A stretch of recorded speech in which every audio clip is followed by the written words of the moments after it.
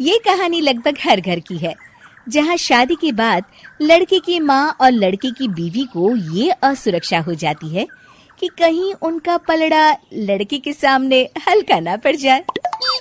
ऐसे में चालाक बहू सास को कैसे देती है जवाब, चलिए देखते हैं इस कहानी में। सौम्या और उसकी सास एक दूसरे से जलन की भावना रखती। दोनों के बीच सिर्फ कंपटीशन था कि आखिर शेखर है किसका। शेखर यानी सौम्या का पति और कंचन बहन का बेटा।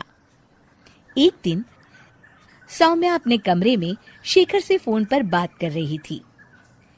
हेलो शेखर, मैं ना आज सारा दिन घर का काम काज करके थक गई हूँ। क्यों ना शाम को किसी क्लब में चले? Okay baby. कमरे के बाहर कंचन बहन सौम्या और शेखर की सारी बात सुन लेती हैं। बड़ी आई मेरे बेटे को लेकर क्लब जाने वाली। शाम को तो वो मेरे साथ मंदिर जाएगा।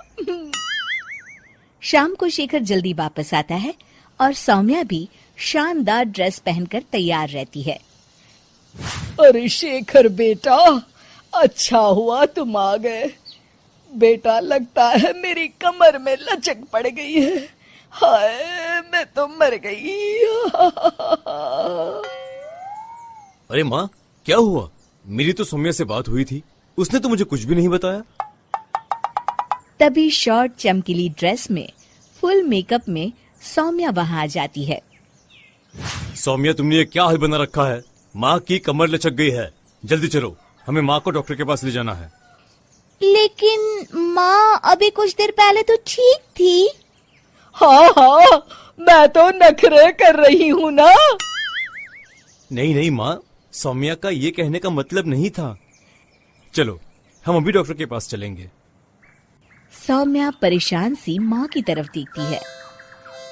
शेखर माँ को पकड़कर कार की तरफ ले जाता है कि तभी कंचन सौम्या की ओर देखकर आंख मारती है। कंचन सौम्या की तरफ शरारती हंसी हंसते हुए कहती है, सौम्या बेटा, जरा खाने में कुछ चटपटा बना लेना। मैं शेखर के साथ डॉक्टर के बाद मंदिर जाऊंगी और हमें आने में देर हो जाएगी। शेखर और कंचन जैसे ही कार में बैठने जाते हैं, सौम्या वहां आ जाती है। शेखर, मुझे ना माँ की बहुत चिंता हो रही है। क्यों ना मैं भी आपके साथ चलूं? खाना मैं घर आकर बना लूंगी। वाह सौम्या, तुम कितनी अच्छी हो। तुम्हें माँ का कितना ख्याल है। सौम्या कंचन की ओर देखते हुए, आखिर तुम्हारी माँ मेरी माँ भी तो है। अरे नहीं सौम्या बेटा, तुम परेशान ना हो।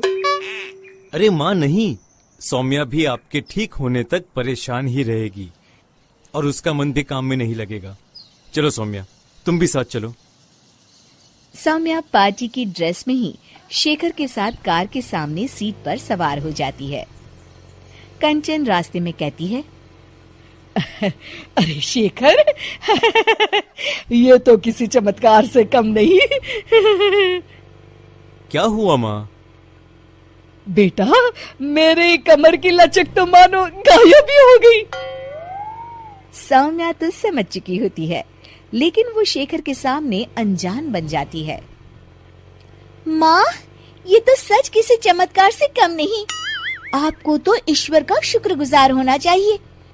शेखर, चलो हम माँ को सिविल लाइंस के हनुमान मंदिर ले जाते हैं। और देखिए ना, आज मंगलवार भी है।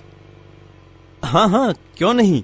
लेकिन सौम्या, मैं तो ऑफिस से सीधे यहाँ आ गया हूँ। मैंने तो हाथ मुंह भी नहीं धोए। मैं मंदिर कैसे जाऊंगा? कोई बात नहीं शेखर, मैं और माँ भगवान का शुक्रिया अदा कराएंगे। चलो अच्छा ही है, ये मेरे साथ रहेगी और मैं मंदिर के भी दर्शन कर लूंगी। रही बात शेखर की, तो अच्छा ही है। अगर वो मेरे साथ नहीं तो इस सौम्या की बच्ची के साथ भी नहीं रहेगा। मंदिर के बाहर काफी भीड़ देखकर कंचन और भी खुश हो जाती है। दर्शन करने में कम से कम 2-3 घंटे तो लग ही जाएंगे। माँ, यहाँ पर तो काफी भीड़ है, यहाँ काफी वक्त लगेगा। चलो यहाँ कल आ जाएंगे। नहीं बेटा, मैं यहाँ से हनुमान जी का शुक्रिया अदा किए बिना नहीं जाऊंगी। वैसे भी मेरा आज सारा दिन का उपवास है, दर्शन करके ही मैं कुछ खाऊंगी बेटा। ये कहकर कंचन कार से उतर जाती है और सौम्या से कहती है, चलो सौम्या, दर्शन कर आए। माँ, मैं तो आपको बताना ही भूल गई, मैं ऐसे कपड़ों में मंदिर कैसे जा सकती हूँ? अरे सौम्या, मैंने तो ध्यान ही नहीं दिया। ये कपड़े तो काफी छोटे हैं, मंदिर में पहनकर जाना ठीक नहीं रहेगा। और बिना दर्शन किए माँ कुछ खाएगी नहीं। अब क्या करें? अरे करना क्या है, माँ दर्शन कर ले, हम यही कार में माँ का इंतजार करेंगे। माँ, आप मंदिर में दर्शन करें, तब तक मैं और सौम्या पास के होटल से कुछ खाकर आते हैं। और हाँ, आपके लिए भी पैक करवा लेंगे। फिर क्या था, निराश चेहरा लिए कंचन मंदिर चली जाती है। सीख, चालाकी उतनी ही अच्छी है जिससे किसी को नुकसान ना पहुंचे, वरना कभी कभी ज्यादा चालाकी नुकसान का कारण भी बन जाती है।